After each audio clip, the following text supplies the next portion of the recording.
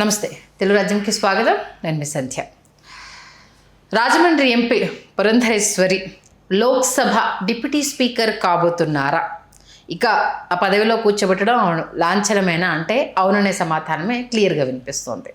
మన తెలుగు రాష్ట్రాలకు చెందిన ఒక మహిళ లోక్సభ డిప్యూటీ స్పీకర్ కాబోతున్నందుకు చాలామంది హర్షం వ్యక్తం చేస్తున్నారు. మరి ఎప్పుడు దీనికి సంబంధించి క్లారిటీ వచ్చే అవకాశం ఉంది. అలాగే ఎన్టీఆర్ తనకంటూ ఒక ప్రత్యేక రాజకీయ పంథాన్ని ఏర్పరచుకున్న విషయం తెలిసిందే. దాంతోపాటు విమర్శలను కూడా ఆవిడ ఎదుర్కొన్నారు. ఈ నేపథ్యంలో మరి లోక్సభ డిప్యూటీ స్పీకర్గా ఎంతవరకు ఆవిడ రాణించగలుగుతారు, ఆవిడకు అవకాశం మరి కన్ఫర్మ్ అయ్యిందా లేకపోతే మాటలు నడుస్తున్నాయి తెలుసుకునే ప్రయత్నం చేద్దాం. చరిత్రకారులు, సినీ రాజకీయ విశ్లేషకులు చిల్లగడ్డ శ్రీకాంత్ గారు మనతో ఉన్నారు. ఆయన మాటలు.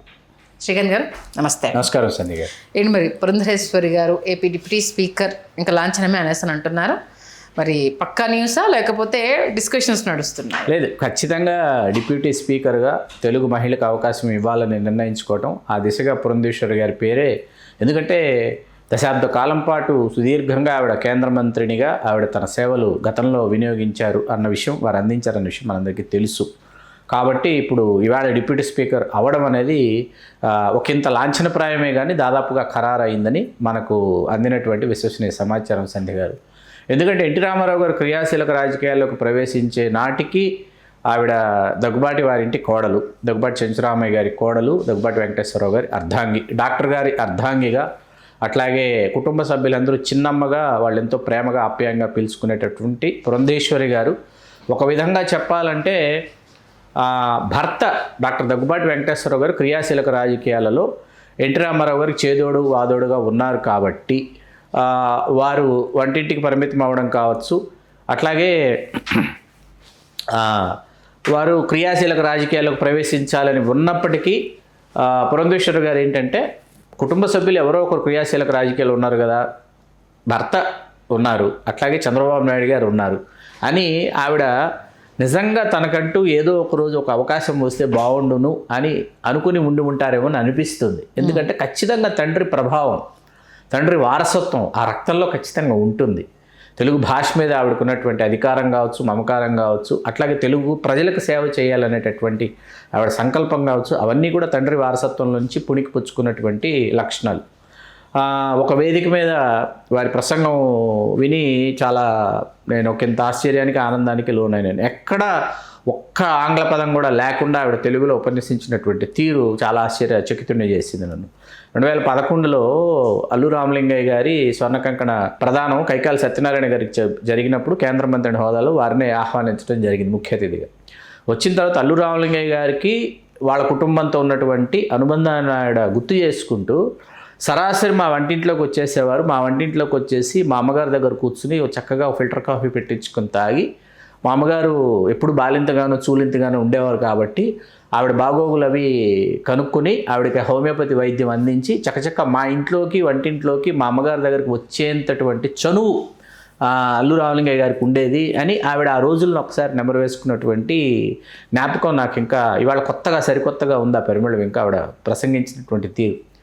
అట్లాగే బసవరామ తారకం గారు మరణించిన తర్వాత రామారావు గారు ఒకంత ఒంటరితనాన్ని, ఆయన ముఖ్యమంత్రిగా ఉంటూ ఆయన ఒంటరితనాన్ని ఆయన బాధ ఉంటుంది కదా, ఒంటరిగా ఉన్నాను, నాకెవరూ లేరు, కుటుంబ సభ్యులు ఇంతమంది ఉన్నా అనేటటువంటి ఆ భావన పోగొట్టడానికి పురంధేశ్వరి గారు ఒకసారి పైకి మేడ మీద రామారావు గారు కూర్చుని ఉంటే ఆవిడ మేడ మీదకి వచ్చేటప్పటికి రామారావు గారు ఒక్కసారిగా అమ్మ వచ్చినట్టు అనిపించిందమ్మా, మీ అమ్మను నువ్వు చీర కుచ్చిళ్ళు తన్నుకుంటూ నడుస్తారు, నువ్వు కూడా మీ అమ్మలాగే చీర కుచ్చిళ్ళు తన్నుకుంటూ వస్తున్నావు నడుచుకుంటూ అనేటప్పటికి నాన్నగారు ఇంతలాగా గమనిస్తారా అంటే ఇంత మైన్యూట్ ఆ విషయాల్ని కూడా రామారావు గారు పరిశీలిస్తారా మా నాన్నగారు అని ఆశ్చర్యపోయారంట ఎవరు పురంధేశ్వరి గారు. ఒకసారి వచ్చి కలిసి మాట్లాడి ఇంటికి వెళ్ళిన తర్వాత మేనమామ గారిని రామారావు గారు పంపించారంట.